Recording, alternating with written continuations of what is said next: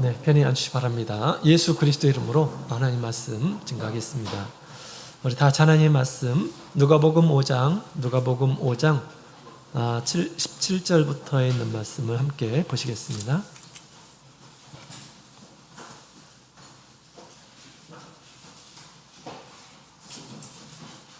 누가복음 5장 17절부터 우리 26절까지 있는 말씀.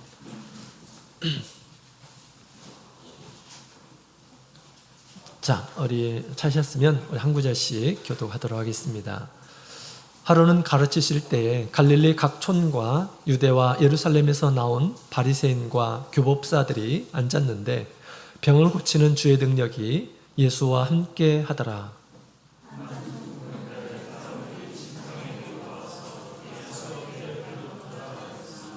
무리 때문에 메고 들어갈 길을 얻지 못한지라 지붕에 올라가 기와를 벗기고 병자를 침상채 무리 가운데로 예수 앞에 달아내리니 예수께서 저희 믿음을 보시고 이 사람아 내 죄사함을 받았느니라 하시니 서기관과 바리새인들이 의논하여 가로되 이 참남한 말을 하는 자가 누구뇨 오직 하나님 외에 누가 능히 죄를 사하겠느냐.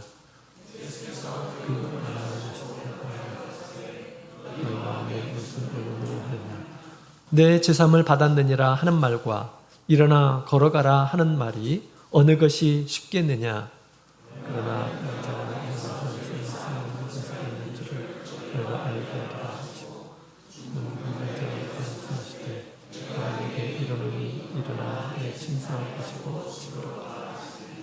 그 사람이 저희 앞에서 곧 일어나 그 누웠던 것을 가지고 하나님께 영광을 돌리며 자기 집으로 돌아가니 모든 사람이 놀라 하나님께 영광을 돌리며 심히 두려워하여 가로되 오늘날 우리가 기이한 일을 보았다 하니라. 아멘. 할렐루야. 예, 반갑습니다. 거룩한 안식일입니다. 우리 하나님의 말씀을 따라서 우리 몸과 마음을 구별해서 하나님 앞에 예배드리러 나오신 우리 모든 성도님들 통해서 하나님께서 큰 영광 받아주시기를 원합니다. 또한 우리 하나님께서 예비하신 큰 은혜와 평강이 여러분의 심령 가운데 함께 하기를 원합니다. 자, 우리 자녀들이 여러 명이 있다고 한다면 여러분 누구를 좋아하시겠습니까? 말을 잘 듣는 자녀가 있고 말을 잘 듣지 않는 자녀가 있으면 누구를 좋아하시겠습니까? 바보 같은 질문이죠? 자, 말을 잘 듣는 자녀들을 다들 좋아하실 것입니다. 여러분의 자녀들이 우리 자기의 고집만을 피우지 않고 부모님의 마음을 헤아릴 줄 아는 그런 착한 자녀가 되었으면 좋겠습니다. 우리 하나님도 우리 하나님 앞에서 우리는 하나님의 자녀죠. 나는 우리 하나님 앞에서 나는 그런 자녀인가 한번 되돌아보았으면 좋겠습니다. 우리 하나님의 마음도 정말 똑같은 것 같아요. 부모님이 자녀를 향한 그런 마음과 기대, 하나님께서 우리를 향한 마음과 기대, 우리 하나님을 아버지라고 하죠. 부모님이라고, 우리 영혼의 부모님이라고 이렇게 하죠. 우리 하나님도 똑같은 그런 모습으로 순종하는 그러한 사람을 좋아하리라 생각이 됩니다. 하나님은 아브라함을 참 좋아하시죠? 아브라함을 좋아하십니다. 하나님께서 아브라함에게 어느 날 나타나셔서 내가 지시할 곳이 있다 라고 이렇게 말씀하셨죠. 그 말씀을 듣자 아브라함이 자기의 모든 삶을 정리하고 하나님께서 약속하신 곳을 향해서 가는 이런 모습을 보게 됩니다. 참 아브라함은 하나님의 말씀을 잘 들었던 이러한 사람이었습니다. 여러분, 이와 같이 우리 하나님 앞에서 바른 믿음 생활이라고 하는 것은 도전하는 것을 즐길 줄 아는 이러한 사람이다 라고 이렇게 말할 수가 있습니다. 도전하는 그런 생활, 믿음 생활은 도전하는 생활이에요. 하나님께서 말씀하신 대로.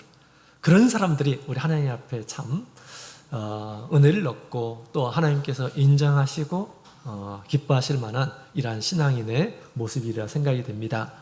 하나님께서 기뻐하시는 일에 도전해보는 사람, 과거가 아닌 새로운 삶을 계속해서 개척해 나가는 그러한 사람, 이런 사람이 하나님 앞에서 합당한 이런 사람이다 라고 그렇게 보여집니다. 여러분, 제가 지금까지 교회에 부임이 되고 나서 지금까지 제가 강조한 바가 있습니다. 뭘 강조했을까요? 지금까지 이제 6개월, 7개월 정도 됐는데요.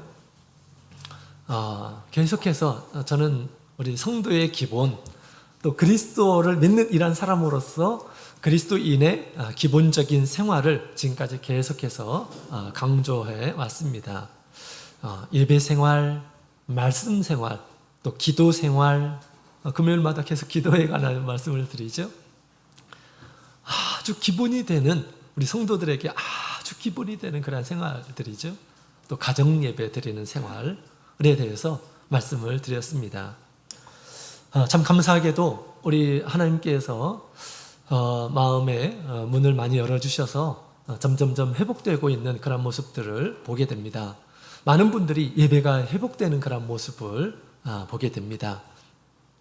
그래서 정말 그런 모습을 보게 되면 참 기쁩니다. 예배, 우리 하나님께서 늘 찾고 계시는 그 예배 회복된다면 우리 하나님께서 얼마나 기뻐하실까요? 제가 수원에 왔을 때 화요일날, 금요일날 예배가 한 25명, 26명 평균적으로, 어떤 때는 20명도 안 되는 경우도 있었습니다. 마음이 너무 아팠어요. 우리 수원교회 제적이 100명이 넘습니다. 근데 4분의 1도 안 나오는 평상시에 하나님 앞에 예배 생활이 그런 모습을 보게 되었어요. 너무 저는 혹시 내색은 하지 않았지만 마음이 너무너무 아팠어요. 무거웠습니다. 참 감사하게도 점점점 예배 회복되는 그런 모습들을 보게 되었습니다. 그래서 우리 어제는 42명이 나오셨더라고요. 42명이. 그리고 또 우리 자녀들을 데리고 이렇게 예배에 출석하시는 그런 모습들을 보게 되었습니다. 제가 표현은 이렇게 조금 하지는 않았지만 그런 모습을 보게 되면 너무 기쁘고 감사하고 그렇습니다. 예배가 회복되는 그런 모습들. 우리 하나님께서도 그런 마음을 가지시라 생각이 됩니다. 또 말씀이 회복되는 이런 분들이 계십니다. 말씀 생활에 참여하시는 분들이 계시죠. 매일매일 하나님께서 나에게 주신 그런 양식을 찾는 이런 사람들, 만나를 구하듯이 이렇게 말씀을 보고 묵상하고 나에게 주신 하나님의 뜻을 생각하고, 이거 하나님께서 우리 하나님 백성들에게 요구하시는 바이죠. 또 우리 기도 생활에 참여하시는 그런 분들이 계십니다. 또 우리 가정 예배 드리기 시작하는 그런 가정이 또 생겨났습니다. 저는 이런 모습을 보게 되면 너무너무 기쁘고 감사하고 또 안심이 되는 그러한 것들입니다. 자, 우리가 거룩한 이런 일들에 우리가 힘을 쓰게 될 때 조금씩 하나님 보시기에 온전한 이런 삶으로 점점점 변화되어 가는 것입니다.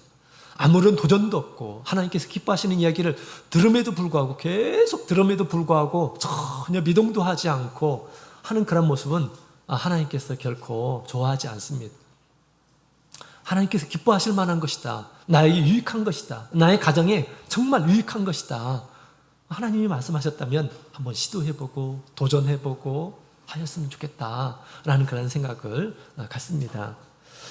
우리 선한 일에 솔선수범하는 우리 모든 성도님들이 되어서 우리 하나님께서 기뻐하시는 수원교회가 되기를 원합니다. 목소리가 적으시군요. 자, 오늘 우리 중풍병자를 고쳐주신 예수님에 대해서 오늘 함께 배우는 그런 시간을 갖도록 하겠습니다. 오늘 또 우리에게 주시는 그런 메시지가 있어요. 그죠?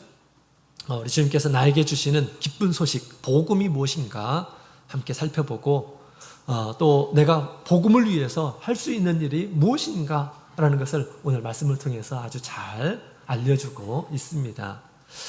믿음으로 받으셔서 복음의 능력을 체험하시고 또 복음의 일꾼이 되시기를 주님의 이름으로 축원드립니다. 자, 그러면 오늘 말씀을 보면 우리 17절, 18절에 있는 말씀을 다시 한번 읽어보도록 할까요? 17절, 18절에 있는 말씀 같이 읽겠습니다. 시작. 하루는 가르치실 때 갈릴리 각촌과 유대와 예루살렘에서 나온 바리새인과 교법사들이 앉았는데 병을 고치는 주의 능력이 예수와 함께 하더라. 한 중풍병자를 사람들이 침상에 메고 와서 예수 앞에 들여놓고자 하였으나. 아멘. 자, 여기 있는 말씀을 보게 되면 두 부류의 사람들이 나옵니다. 첫 번째로는 우리 바리새인과 교법사라고 하는 이러한 사람이 등장합니다. 또 한 종류의 사람은 중풍병자와 중풍병자를 맨 자들이 예수님께 나왔습니다. 물론 그 당시 많은 이러한 사람들이 있었지만 그 사람들에 대해서는 언급하고 있지 않죠. 지금 바리새인과 교법사, 그 교법사를 그 뒤에 보면 서기관이라고 이렇게 돼 있죠. 그 다음에 중풍병자를 메고 온 이러한 두 부류가 나옵니다. 이 두 부류를 보게 되면 한쪽은 우리 예수님께 은혜를 받지 못하는 이러한 부류이고요. 또 한쪽은 예수님께 은혜를 받은 이러한 부류가 나옵니다. 우리 주님 앞에 있게 됐을 때 주님 앞에 나오는 이러한 사람들 가운데 지금 예수님 앞에 나온 사람들이죠. 예수님께 나온 이러한 사람들 가운데 두 부류가 있다라는 것입니다. 은혜를 얻는 이러한 사람들이 있어요. 그럼 은혜를 얻지 못하는 이러한 사람들도 있습니다. 예수님께 나왔지만 예수님께 은혜를 받지 못한 이러한 사람, 나중에 또 예수님께 큰 책망을 받는 이러한 사람들이 있습니다. 예수님께 나왔지만 우리 예수님께 은혜를 받지 못한 이러한 사람이 되어서는 안 되겠죠. 자, 우리 바리새인과 교법사들에 대해서 말씀을 나누도록 하겠습니다. 이 바리새인이라는 것은 우리 분리되다라고 하는 그런 말에서 시작이 되었습니다. 나는 분리된 사람이다. 나는 세상 사람들과 같은 사람이 아니다 라고 생각하는 데서 출발했습니다. 하나님 앞에 거룩하게 구별된 이란 사람이다. 그렇게 생각을 했다라는 것입니다.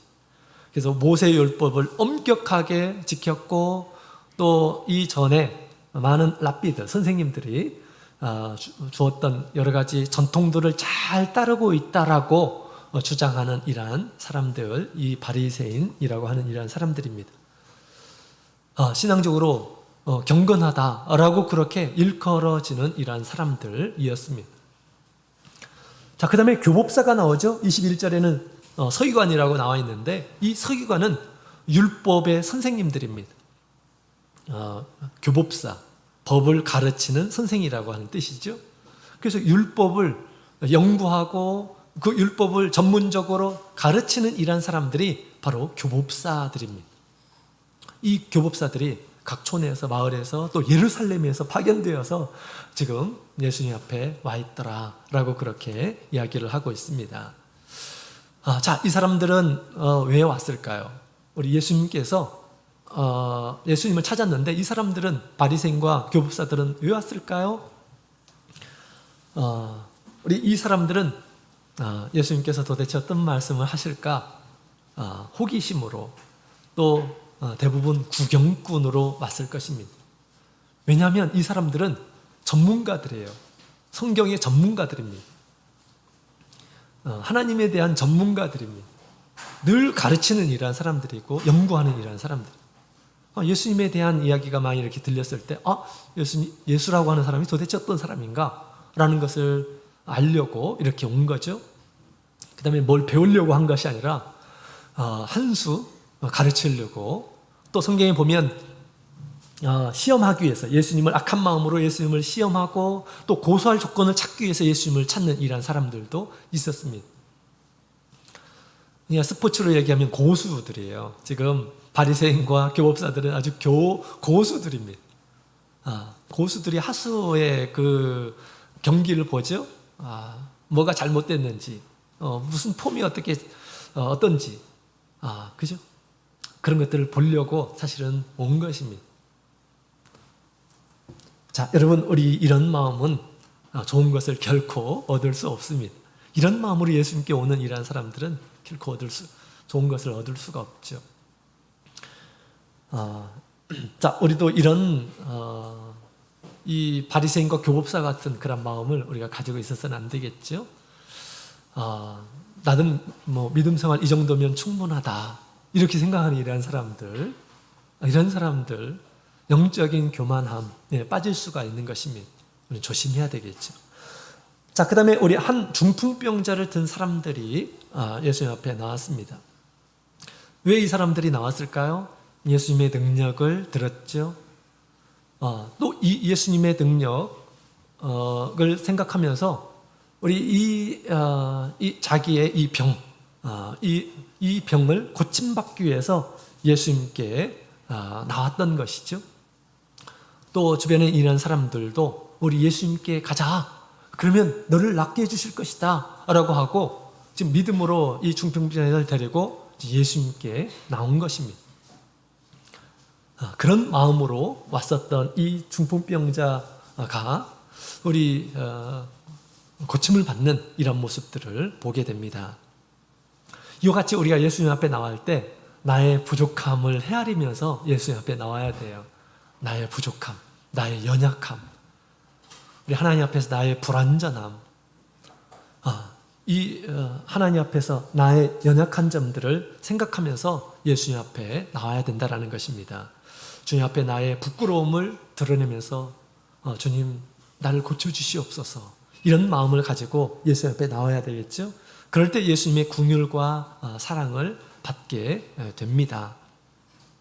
우리 예수님께서는 이 중풍병자 그런 마음으로 예수님을 찾은 이러한 사람을 예수님께서는 고쳐주셨죠. 중풍병자를 고쳐주신 우리 예수님. 자, 여러분 우리 중풍병이라고 하는 것은 도대체 뭘까요? 중풍병. 중풍병이라고 하는 것은 우리 이렇게 시작됩니다. 우리 동맥경화증이 생겨가지고 뇌혈관이 막히거나 아니면 뇌혈관이 탁 터져가지고 지금 이 피가 뇌에 고이면서 생기는 그런 아주 무서운 병입니다.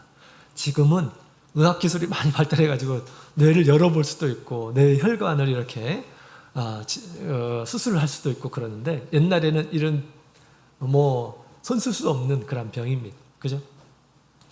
지금도 수술을 했다고 해서 다 낫는 것은 아니죠. 그죠? 뇌혈관의 질병이에요. 뇌혈관. 우리 모든 생각들이 어디서부터 옵니까? 뇌에서 오죠. 그래서 뇌의 뇌출혈, 또 뇌가 이게 경색, 굳고 막히고 하는 것들은 굉장히 위험한, 지금도 너무너무 위험한 그런 병인 것입니다. 이 중풍병이라고 하는 것은 초기에는 이제 혈관이 막히거나 아니면 이게 터져서 초기에는 그런 증상이 있다고 합니다. 좌우에 편차가 생겨요. 시력이 오른쪽이 좋으면 왼쪽이 이렇게 점점점 나빠지고 청각도 마찬가지입니다.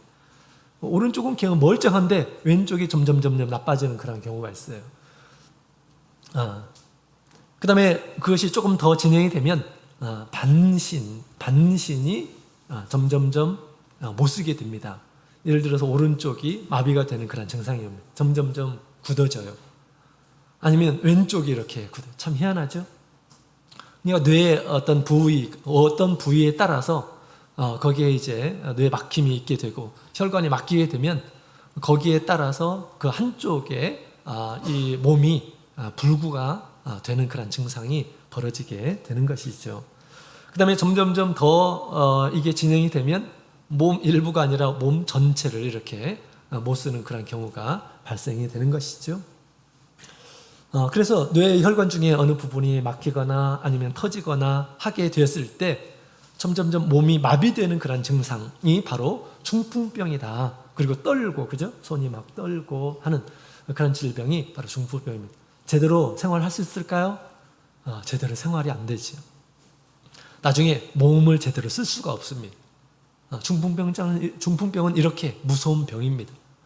나이가 들게 되면 또 그렇게 우리의 몸을 잘 관리하지 않게 되면 그렇게 되는 그런 경우들이 또 많이 있습니다. 중풍병은 도대체 왜 걸리는 것일까? 의학계에서는 이렇게 얘기합니다. 특별한 그런 원인, 아주 특별한 그런 원인은 제대로 설명을 하지 못하고 스트레스가 가장 큰 원인이다라고 그렇게 얘기를 하고요. 그 다음에 음주, 흡연 하는 이런 사람들이 더 주로 걸린다라고 그렇게 얘기를 합니다. 중풍병자는 몸이 점점점 마비가 되는 이러한 사람입니다. 굉장히 좀 불쌍한 그런 병이죠. 그래서 정상적인 생활을 하지 못하고 불구자로 살아가게 되는 것이죠. 옆에서 누군가가 부축해야지 살 수가 있어요. 밥도 먹을 수가 있고 그렇게 살 수가 있는 거죠. 이런 이 중풍병자가 한번 살아보려고 믿음을 가지고 예수님 앞에 나오게 된 것이죠. 자, 중풍병자가 예수님께 나왔을 때 예수님께서 처음에 그를 보시고 이렇게 반응하셨어요. 우리 20절에 있는 말씀을 함께 읽어보도록 하겠습니다. 20절 같이 읽겠습니다. 시작. 예수께서 저의 믿음을 보시고 이르시되 이 사람아 내 죄사함을 받았느니라 하시니 아멘. 자, 예수님께서 갑자기 그 모습을 보시고 그 믿음을 보시고 이 사람아 내 죄사함을 받았다 라고 그렇게 예수님께서 선언을 하셨어요. 예수님께서는 지금 중풍병자는 중풍병, 이 몹쓸병을 고치기 위해서 예수님께 나갔는데 예수님께서는 갑자기 죄사함을 이렇게 주시게 된 것입니다. 왜 그런 걸까? 왜 그런 걸까? 자, 우리 예수님께서는 그 중풍병도 참 위험한 병이지만 그보다도 더 중요한 것은 죄의 사함을 받는 것임을 예수님께서 아셨기 때문에 이렇게 지금 말씀을 하신 것이죠. 또 당시 많은 백성들이 왜 이런 중한 병이 걸리느냐? 이스라엘 백성들은 그렇게 생각을 했어요. 이것은 아주 큰 죄를 지었기 때문에 큰 병이 오는 거다라고 그렇게 생각을 했습니다. 지난 시간에도 우리 문둥병에 대해서 이렇게 말씀을 나눴죠. 문둥병도 굉장히 큰 병이었어요. 하나님의 진노가 이르는 그런 병이었죠. 우리도 우리 하나님의 진노를 당하는 이러한 사람들이 중풍병을 이렇게 걸리는 우리 문둥병이 걸린 이런 모습을 보게 됩니다. 그래서 이 죄의 결과 또는 죄의 어떤 후유증이라고 이렇게 생각을 했던 것이죠. 여러분들은 어떻게 생각하십니까? 여러분은 어떻게 생각하십니까? 자, 여러분, 우리 이스라엘 백성들의 그 상식적인 그러한 이야기들은 사실은 그들의 상식이 아니라 하나님께서 그렇게 말씀하셨어요. 우리의 몸의 질병은 어디서부터 오는가? 모든 것이 다 그렇게 단정을 지을 수 없지만 우리 성경에서는 이렇게 얘기하고 있습니다. 신명기서 28장 함께 보시겠습니다. 신명기 28장 함께 보시겠습니다.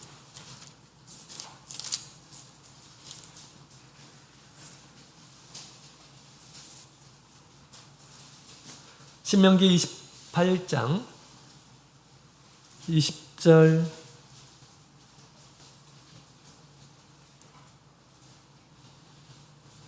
20절부터 우리 22절까지 있는 말씀 20절부터 22절 다 같이 읽겠습니다. 시작.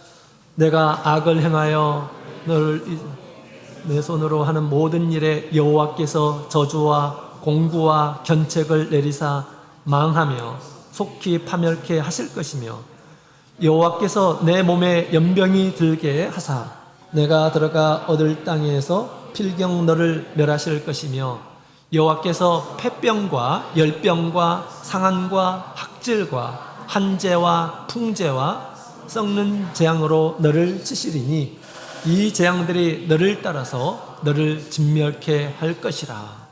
쭉 내려가서 27절부터 29절까지 있는 말씀 읽겠습니다. 시작.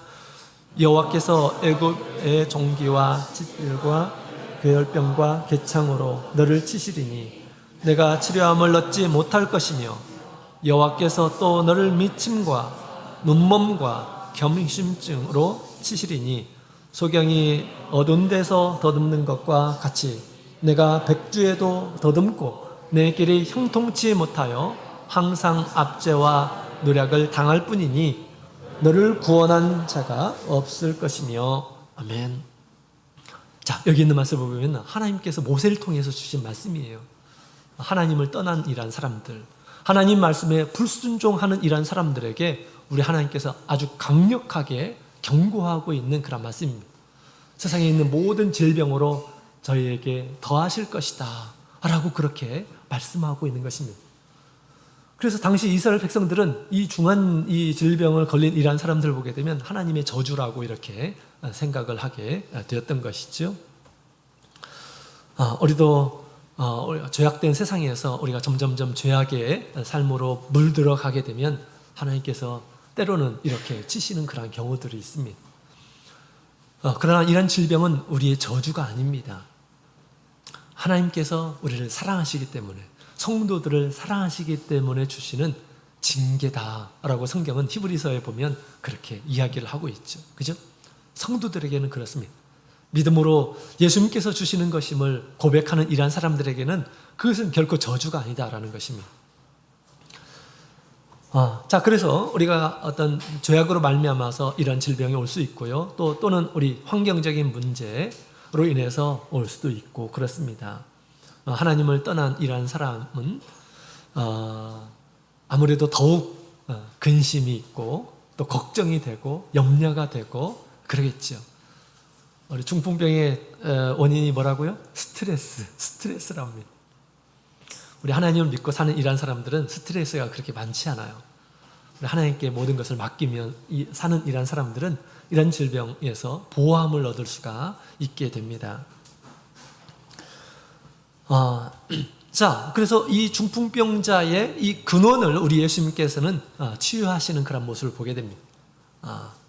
근원은 무엇이냐? 죄임을 우리 예수님께서는 보신 것이죠. 그래서 그 죄를 사해 주시는 것입니다. 믿음을 가지고 예수님께 오는 이러한 사람에게 예수님께서 그 죄를 사하시고 나중에는 죄가 사해졌다는 것을 이 중풍병자를 고치는 것을 통해서 우리 예수님께서 그 은혜를 베풀어 주시게 된 것이죠. 이와 같이 예수님 앞에 자기의 이 부끄러움을 가지고 예수님 앞에 오는 이러한 사람들은 우리 예수님께서는 그 믿음을 보시고 깨끗하게 고쳐주시는 분이시다라는 것을 우리에게 얘기해주고 있습니다. 자, 중풍병이라고 하는 것은 우리 마비가 되는 그런 증상이라고 그랬죠. 이와 같이 우리 하나님 보시기에 세상 모든 이런 사람들, 지금 중풍병자가 예수님께 나왔고 참 중한 병이고 또 예수님께서 중풍병자를 고쳐주셨던 것처럼 사실은 우리 하나님 앞에서 세상에 있는 이 모든 이러한 사람들은 중풍병이 걸린 이러한 사람이다 라고 그렇게 말을 할 수가 있습니다. 중풍병, 이것은 영적인 중풍병이죠. 영적인 중풍병. 영적인 중풍병을 우리 예수님께서는 치유하기 위해서 오셨다라는 것을 얘기해 주고 있습니다. 자, 우리 방금 전에 말씀을 드렸던 것처럼 이 중풍병이라고 하는 것은 뇌의 어떤 혈관이 막히면서 기능이 떨어지고 그 다음에 이제 점점점 마비가 되는 그런 증상이라고 했죠. 눈도 점점점 마비가 돼서 제 역할을 수행하지 못하고 청력도 점점점 떨어지고 손도 점점점 떨면서 자기 원하는 대로 일을 할 수가 없고 발도 걸어 다닐 수도 없고 그래서 점점점 마비가 되는 그런 증상이라고 이렇게 말씀을 드렸습니다. 몸을 제대로 쓰지를 못하는 거예요. 중풍병이 걸리게 되면. 그런데 우리 하나님 보시기에 세상에 있는 모든 사람들이 마치 중풍병 걸린 이라는 사람처럼 보였을 것입니다. 여러분, 우리 하나님께서는 사람을 만드셨죠? 사람을 만드셨습니다. 하나님께서 왜 우리에게 눈을 주셨을까요? 참 이런 아동분들하고 같이 얘기하면 참 즐거워요. 하나님이 왜 우리에게 눈을 주셨을까? 보려고 주신 거죠. 그죠? 위험한 거 이렇게 조심하라고 주신 거죠. 여러 가지 다양한 의견들이 있을 겁니다. 여러분, 우리 하나님께서 왜 우리에게 눈을 주셨을까요? 왜 눈을 주셨을까요? 뭐 하라고 눈을 주신 것일까요? 한번 가만히 생각해 보시기 바랍니다. 하나님은 도대체 왜 나에게 눈을 주셨지? 사람을 만드실 때 왜 눈을 주신 것일까? 그 눈으로 뭘 하라고 하나님께서는 눈을 주신 것일까? 자, 여러분 다 같이 우리 시편 136편에 있는 말씀을 같이 보시겠습니다.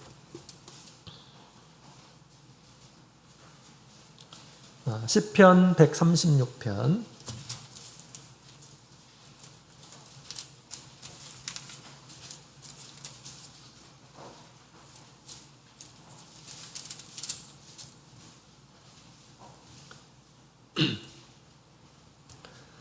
시편 136편 우리 1절부터 4절까지 5절까지 있는 말씀을 같이 읽어보도록 하겠습니다. 시작. 여호와께 감사하라. 그는 선하시며 그 인자심이 영원하미로다. 모든 신에 뛰어나신 하나님께 감사하라. 그 인자심이 영원하미로다.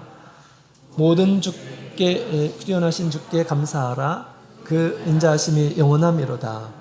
홀로 큰 기사를 행하시는 이에게 감사하라. 그 인자심이 영원하미로다. 지혜로 하늘을 지으신 이에게 감사하라. 그 인자심이 영원하미로다. 6절. 땅을 물 위에 펴신 이에게 감사하라. 그 인자심이 영원하미로다. 큰 빛을 지으신 이에게 감사하라.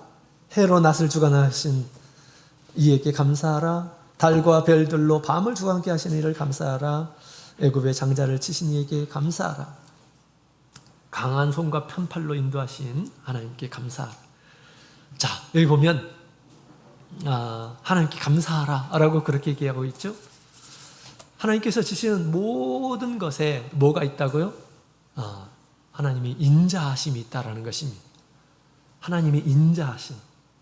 그 인자하심을 뭘로 볼 수 있습니까? 눈으로 볼 수 있죠. 그죠? 하나님께서 눈을 지으신 것은 그 하나님께서 지으신 온 세상에 충만한 하나님의 인자함, 하나님의 영광을 그것을 통해서 보도록 하기 위해서 하나님께서 우리에게 눈을 허락해 주신 것입니다. 이 눈으로 하나님께서 지은 것들을 보라고, 하나님이 얼마나 위대하신 분이신지, 하나님이 얼마나 인자하신 분이신지, 사람을 위해서 만드신 모든 것들을 볼 때 아주 귀한 그런 모습들을 보게 하시려고 하나님께서는 우리에게 눈을 허락하셨다라는 것을 알 수가 있습니다. 그런 사람들이 지금 그 눈을 제 역할대로 수행하고 있습니까? 하나님께서 주신 것들을 늘 보면서도 하나님을 기억하지 못하고 있습니다. 하나님을 알지를 못합니다. 그래서 하나님께서 눈을 주셨지만 그들의 눈의 기능들이 다 상실되어 있다는 것입니다. 마치 중풍병자처럼 아무것도 볼 수 없는 이런 사람처럼 눈이 마비되어 있는 것입니다. 제 역할들을 수행하지 못하고 있는 것입니다. 마땅히 하나님께서 주신 그런 눈으로 하나님의 이 아름다움을 보고 또 하나님의 위대함을 보면서 또 하나님께서 우리를 향한 사랑, 그 인자심이 얼마나 대단한지를 보면서 우리 하나님께 감사하게 하려고 하나님께서 우리에게 눈을 주셨는데 사람들은 그것을 보지를 못하고 있다라는 것입니다. 왜? 아주 심각한 중풍병이 걸렸습니다. 자, 우리 또 하나님께서는 우리에게 왜 입을 주셨을까요? 왜 입을 주셨을까요? 먹으라고요 라고 이렇게 얘기할 겁니다. 맛있는 거 먹으라고 하나님께서 그것만을 위해서 주신 것일까요? 자, 우리 시편 63편 3절에 있는 말씀을 함께 보시겠습니다. 시편 63편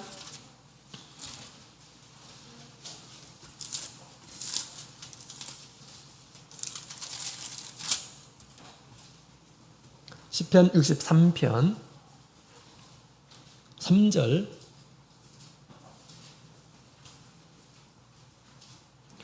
시편 63편 3절에 있는 말씀을 같이 읽어보도록 하겠습니다. 시작. 주의 인자가 생명보다 나음으로 내 입술이 주를 찬양하나 할 것이라. 아멘. 주의 인자하심을 보게 되었을 때 이 주의 인자하심은 자기의 생명보다 나은 것이다 라고 그렇게 고백을 하면서 내가 내 생명을 다해서 주님을 찬양하겠습니다. 내 입으로 주님을 찬양하겠습니다 라고 그렇게 얘기하고 있습니다. 우리 눈으로는 우리 하나님의 인자하심을 보도록 했습니다. 그죠? 이것보다 더 중요한 것이 없습니다. 하나님께서 세상을 만드신 것은 우리로 하여금 하나님의 그 인자하심에 동참하게 하려고, 이것을 나누시려고, 우리 하나님께서 사람을 만드신 것입니다. 그것을 보았다고 한다면 우리가 또 우리의 입술을 가지고 우리 하나님께 감사하고 찬양을 해야 되겠죠. 하나님을 드러내는 이런 삶은 그 인자하심 가운데서 우리가 살고 있기 때문에 그런 것이죠. 그죠? 마땅히 우리의 입술로 하나님을 고백하고 하나님을 찬양하고 하나님께 감사하며 그렇게 살아가는 것이 마땅한 우리 입의 역할인 것입니다. 그러나 많은 이런 세상 사람들은 우리 하나님을 인정하지 않습니다. 그 입으로 하나님, 예수님은 나의 구주이시다, 나를 만드신 분이시다 라고 하는 그런 말들을 하지를 못합니다. 왜 그런 걸까요? 마비가 되었기 때문에 그렇습니다.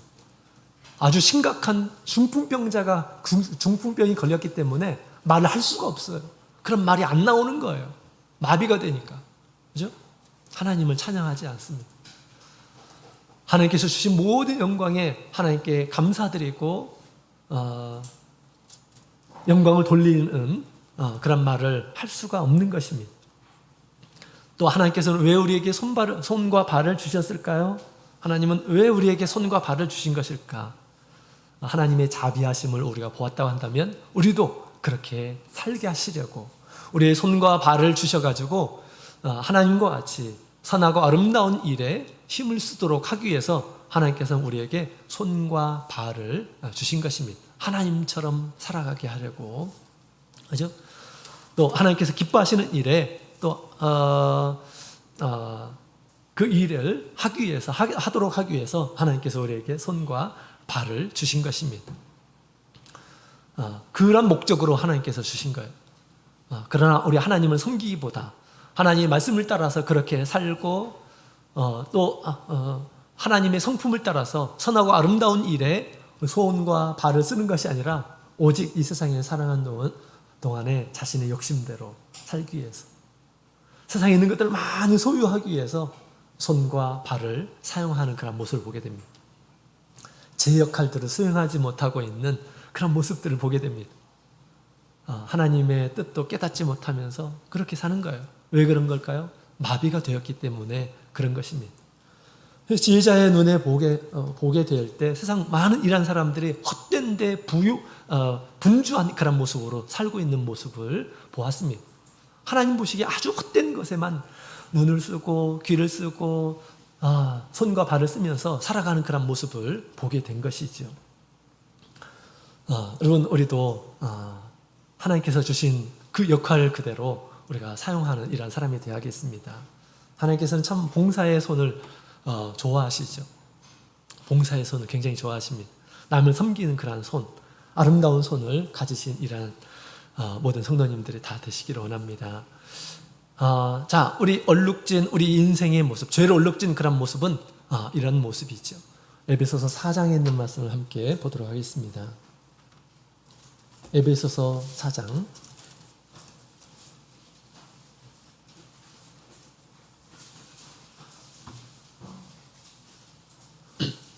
에베소서 4장 17절부터 20절까지 있는 말씀, 17절부터 20절 같이 읽겠습니다. 시작.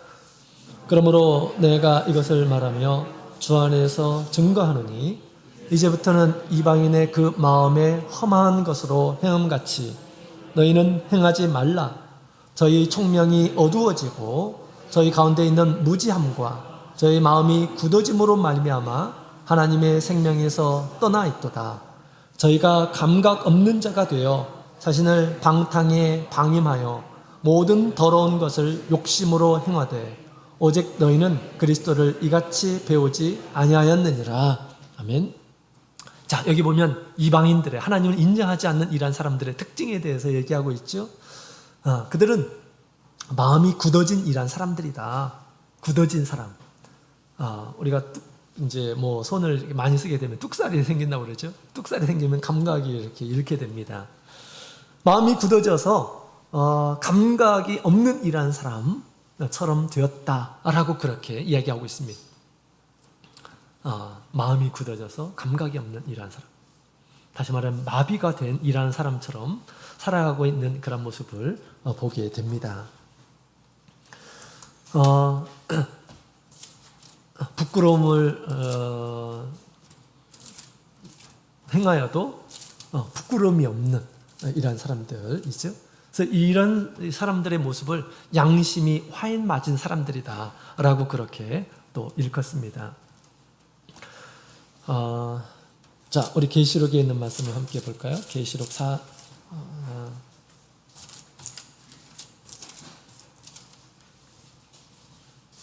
3장에 있는 말씀을 같이 읽겠습니다.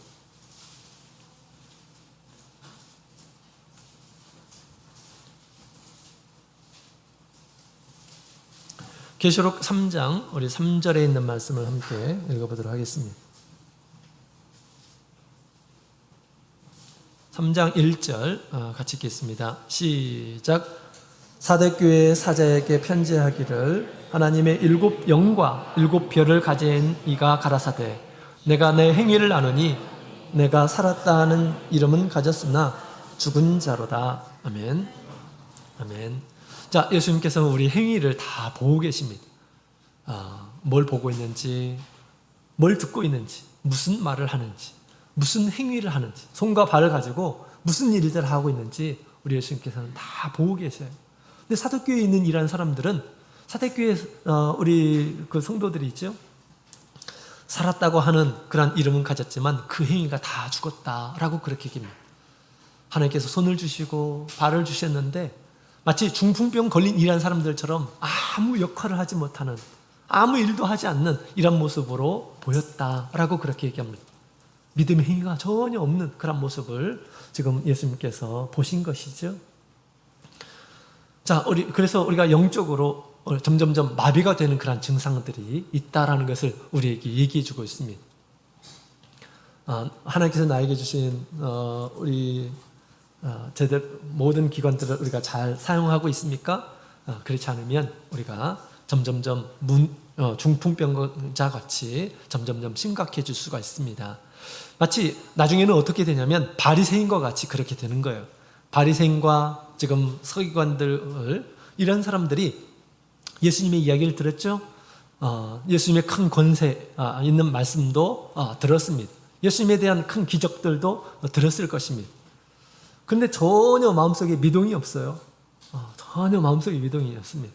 그냥 구경꾼으로 예수님 앞에 온 것입니다. 그래서 그들을 가리켜서 성경은 그렇게 얘기하죠. 보아도 보지 못하고 들어도 듣지 못하는 이런 사람들이다 라고 그렇게 성경은 이야기하고 있습니다. 예수님께서 이제 우리 문둥병자에게 죄상을 받았다 라고 그 귀한 그 말씀을 주셨는데 바리새인들은 어떻게 생각했습니까? 그 이야기를 듣고 나서 어떻게 생각했습니까? 참남하다 라고 그렇게 서로 의논을 합니다. 신성모독을 할 때 이제 그렇게 표현을 하는 건데 참남하다.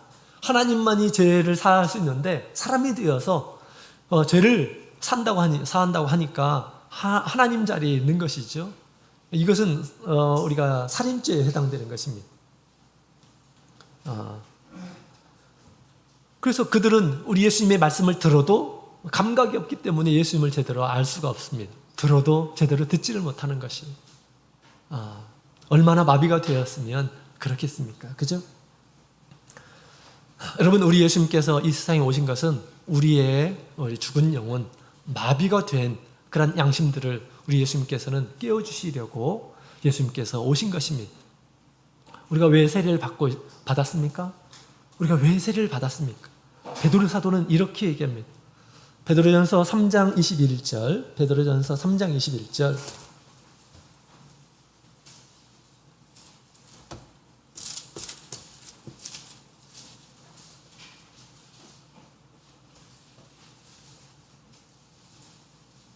베드로전서 3장 21절 같이 읽겠습니다. 시작. 물은 예수 그리스도의 부활하심으로 말미암아 이제 너희를 구원하는 표니 곧 세례라. 육체의 더러운 것을 제하여 버림이 아니요 오직 선한 양심이 하나님을 향하여 찾아가는 것이라. 아멘. 세례를 왜 받았는가? 당연히 죄사함을 받기 위해서 세례를 받았죠. 그러나 한 발짝 더 나가서 베드로 사도는 이렇게 얘기하고 있습니다. 우리가 세례를 받은 것은 이제 하나님께서 선한 양심, 그 전에는 아주 딱딱한 양심, 죽어있는 그런 양심을 가지고 살았었는데 이제는 우리 주님께서 우리의 죄를 깨끗하게 씻어주면서 깨끗한 양심, 선한 양심으로 하나님을 찾아가게 하기 위해서 주님께서 우리에게 세례를 베풀어 주신 것이다 라고 그렇게 이야기를 하고 있는 것입니다. 우리가 세례를 받은 이란 사람들은 양심이 깨끗해졌습니다. 그래서 믿지 않는 이란 사람들이 모르는 그런 신앙의 양심들이 있어요. 우리 양심, 깨끗한 양심들이 있습니다.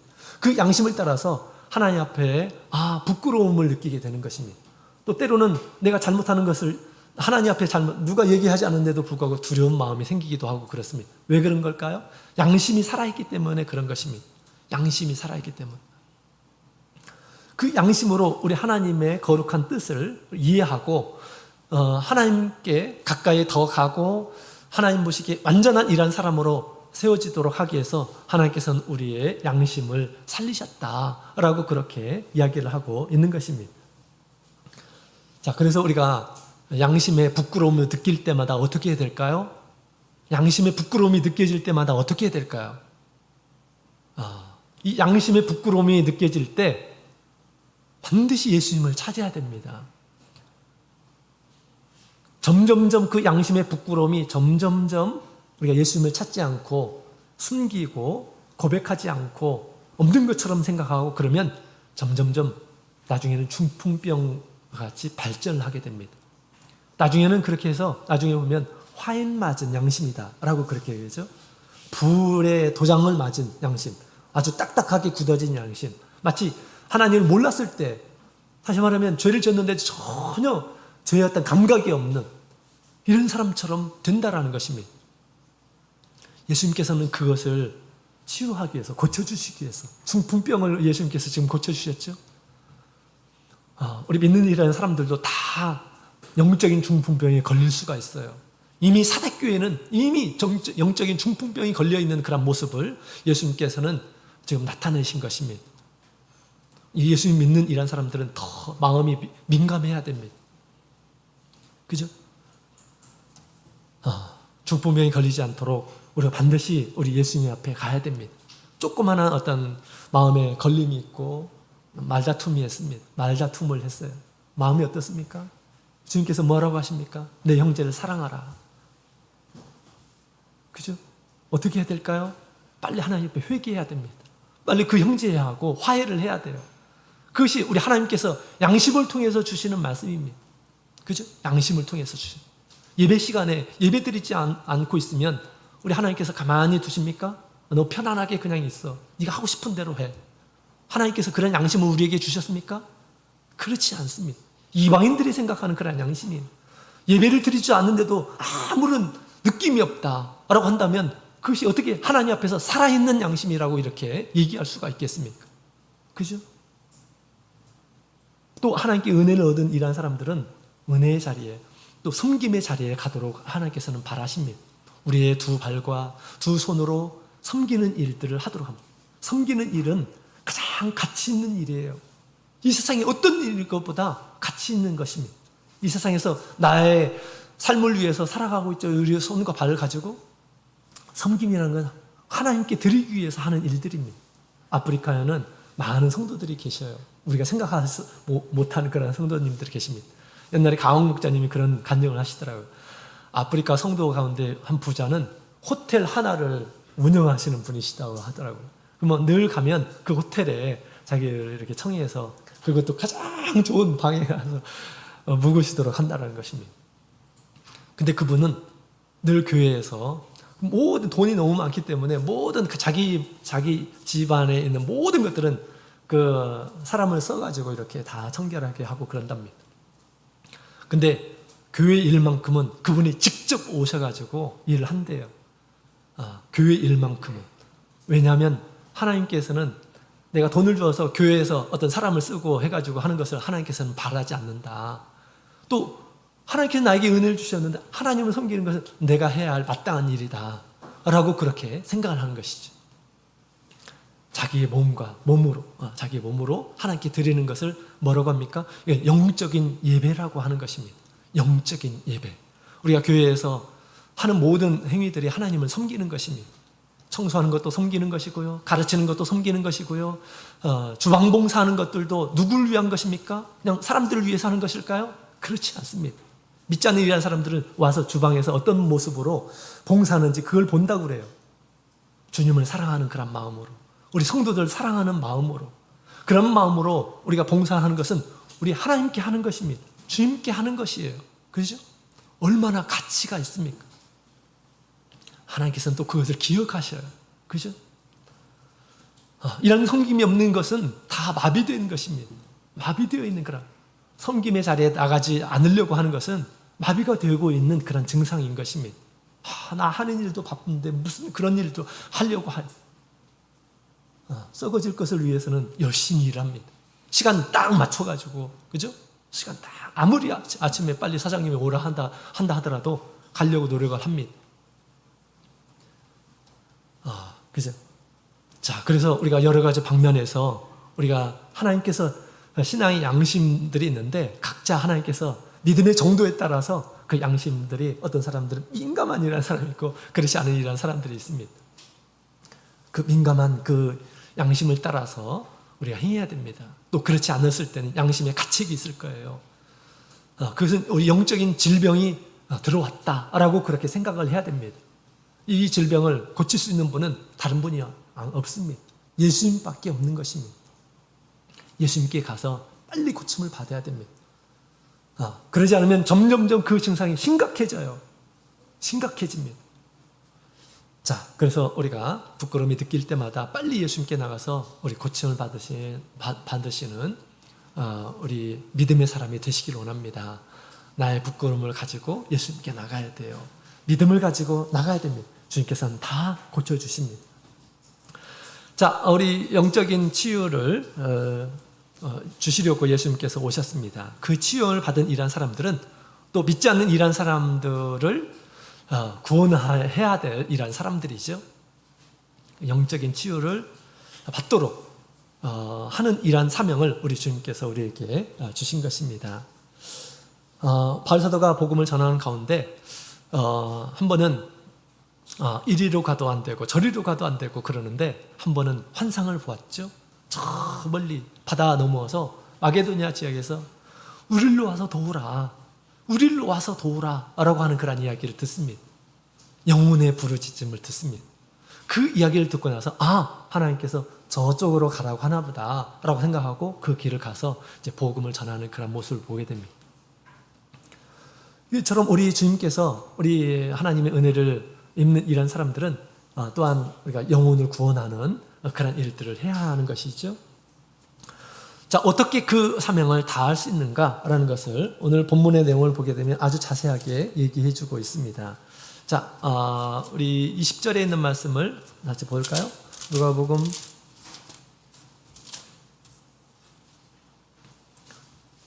5장 20절 같이 읽겠습니다. 시작. 예수께서 저희 믿음을 보시고 이르시되 이 사람아 내 죄사함을 받았느니라 하시니라. 아멘. 자, 예수님께서 저희 믿음을 보셨다라고 이렇게 얘기죠. 중풍병자 한 사람의 믿음이 아니라 저희의 믿음, 중풍병자를 데리고 온 사람들의 믿음이죠. 마가복음 2장 3절에 있는 말씀을 보게 되면 네 사람이 한 중풍병자를 데리고 왔다라고 그렇게 이야기를 하고 있습니다. 다시 말하면 이 중풍병자가 낫게 된 것은 네 사람의 믿음으로 인해서 그가 살아나게 된 것입니다. 네 사람이 침상을 이렇게 준비해야 하고 그 침상을 메고 온 것입니다. 그죠? 중풍병자는 가고 싶어도 갈 수가 없었습니다. 또 예수님에 대한 소문을 들을 수도 없는 것이죠. 그죠? 혼자서 어디 갈 수도 없는데 예수님이 하시는 것을 어떻게 볼 수가 있습니까? 누군가가 들려줬을 것입니다. 그죠? 누군가가. 네 사람 중에 있지 않나 이런 생각이 들어요. 예수님에 대해서 우리가 들었다. 중풍병자를 고치고 그 다음에 문둥병자를 고치는 그런 모습 우리 눈에 똑똑히 봤다. 너도 예수님에 대한 믿음을 가지고 있으면 예수님께서 고쳐주실 거다 라는 그런 이야기를 듣자 그래? 일말에 그 믿음을 가지고 예수님 나도 그러면 가고 싶어 라고 그렇게 했기 때문에 이 중풍병자를 데리고 오지 않았을까요? 네 사람의 믿음이 그를 살리게 된 것입니다. 우리 믿지 않는 이러한 사람들이 우리 예수님에 대해서 잘 몰라요. 그죠? 예수님이 어떤 분이신지 잘 모릅니다. 우리가 여러 사람이 같이 알려줘야 돼요. 또 힘을 합해서 그 일들을 함께 해야 됩니다. 그죠? 자, 그 다음에 두 번째로는 네 사람의 사랑이 그를 살렸습니다. 네 사람의 사랑. 사랑이 없으면 사실은 할 수가 없습니다. 그 중풍병자를 사랑하는 마음이 있었기 때문에 그 침상을 들고 와서 이렇게 예수님 앞에 온 거죠. 거리가 얼마인지는 잘 모르겠습니다. 성경에 나와 있지 않기 때문에. 그런데 한 사람을 네 사람이 이렇게 메고 온다라는 것이 뭐 짧은 거리는 괜찮겠지만 그것이 막 1km가 되고 2km가 되고 그러면 쉽지 않습니다. 이제 쉽지 않아요. 그런데 그들이 이 중풍병자에 대한 진정한 사랑이 있었기 때문에 수고와 희생, 헌신을 가지고 이 사람을 예수님 앞에까지 데리고 온 것이죠. 자, 이 모든 일한 사람들의 사랑의 수고로 이 사람을 구할 수 있었던 것입니다. 그래서 우리가 누군가를 구원하기 위해서 함께 마음을 합해서 믿음을 가지고 또 사랑을 가지고 구출을 해내야 되는 것입니다. 한 사람은 힘들어요. 여러 사람이 함께하게 됐을 때 더 수월하게 가는 것입니다. 옛날에 우리 학생부 영어회가 있었어요. 학생부 영어회가 있었는데 이제 학생들을 데리고 이제 영어회 치르는 곳에 이렇게 갔습니다. 차 안에 이제 막 가고 있는데 학생들에게 그런 얘기했어요.